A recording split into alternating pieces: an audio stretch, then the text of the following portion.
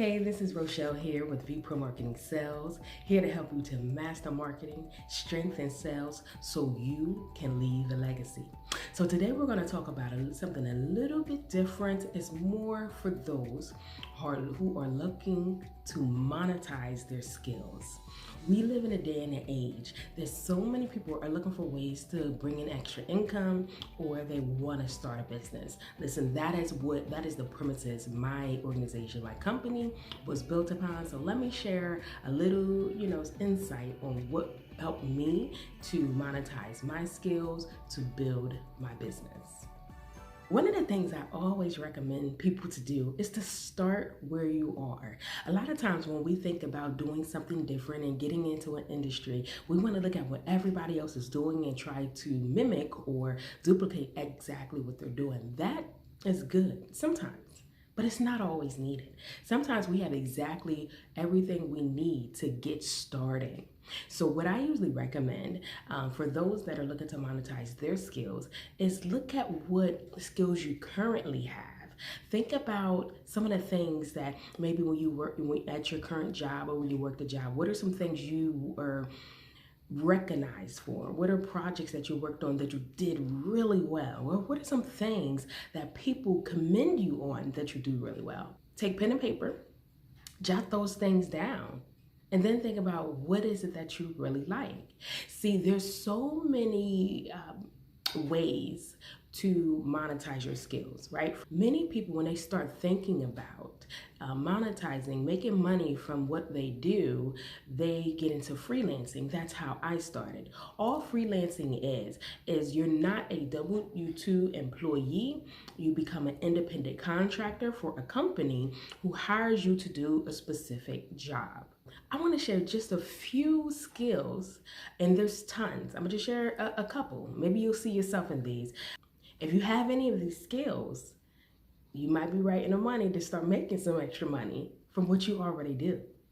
Payroll, telemarketing, personal assistant, legal services, grant writer, interior designer, bookkeeping, digital marketing, customer service, project manager, proofreading, voice talent, financial planning, marketing strategist, data entry, blog writer, photography, market research, recruiting, public relations, transcription, copywriter, graphic design, web developer, and the list goes on. Another recommendation I would make is to take a look at your resume. Look at the skills that you listed that were on your resume that you got hired for. I know sometimes when we're asked to take a look at what we do well, most of us have a very hard time pointing those out, right? After you look at the skills you have, then what I would do is make a list of the things you absolutely love to do. Think about those things that have always kind of been like a whisper in your ear. So once you do that, think about what you are still drawn to. If you find a commonality between the skills that you have and a passion that you're still drawn to, make it your business to become an expert in that. See, many businesses, they are looking for people that are experts in their fields, right? Because they have so many things they have to manage a business. So instead of having to maybe train someone and spend that time, a selling point is, listen, I already know everything that needs to be done. When you work with me as a consultant or independent contractor, what have you, I'm saving you time and I'm going to get it right because this is what I do all day, every day. People will buy into what you do if there's a passion behind it and you are bringing value based on the education that you're giving them to help them make a decision on if they want to invest in you. Another very honest opinion I want you to keep in mind is that not everything can really be turned into a business.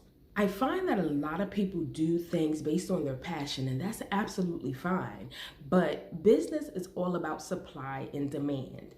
If demand means the market means the people, society, right? If the market does not need what you do, there's no demand for it. There's no point of offering a service for people that have no need in what you do. How do you find if there's a need? And we're going to go back to Indeed. Once you realize what the title that people are looking for, right? Type it into Indeed. If you realize that a lot of companies are looking, even just for W-2 positions, a lot of companies are looking for what you do, there's a need. There's a need. You have to do your research. You got to do your homework. So the next thing I would encourage you to do is to start to determine who needs what you do. Start to brainstorm, what problem is my service solving? Then think about what type of person or what type of business may be experiencing this type of problem. One of the things that I do when I am asking myself questions that may not be easily found on the internet, I just take myself through the process. I think about what the problem is, what type of people, what professions would have this problem. So let's just say bookkeeping. Who has a problem with bookkeeping? Who has a lot of, data that needs to be kept track of and kept track of their numbers and accounting? First and foremost, it's businesses will have a higher need than consumers. So okay, if I'm offering a service, this is probably going to be a B2B, business to business, right? Not B2C, business to consumer, okay? So then you start to think about, how can I niche my business? What businesses maybe, and I'm brainstorming here, this is what I would typically do. What type of businesses maybe they don't come from the accounting background and they're so busy and they probably don't care about accounting, but they need it, right? Brainstorm. Go back to the internet and just see if these type of businesses are looking for a bookkeeper. Once you start to build that list of the type of businesses that need your services, that is a good place to start when you're thinking about promoting your business, right? Because it's easier to have a conversation when you're reaching out to these businesses and you say, hey, this is my service. I noticed that many businesses like yours have a problem with XYZ as it relates to my service. You gotta fill in the blank here, right?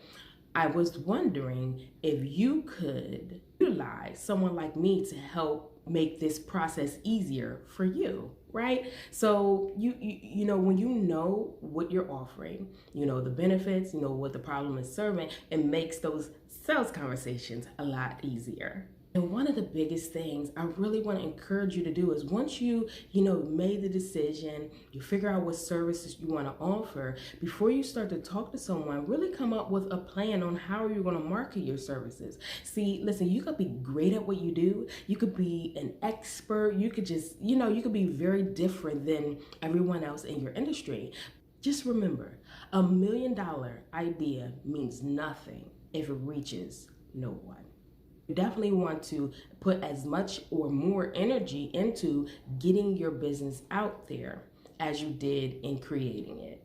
So I do want to give you some gems to think about when you're marketing your services, when you're just starting out.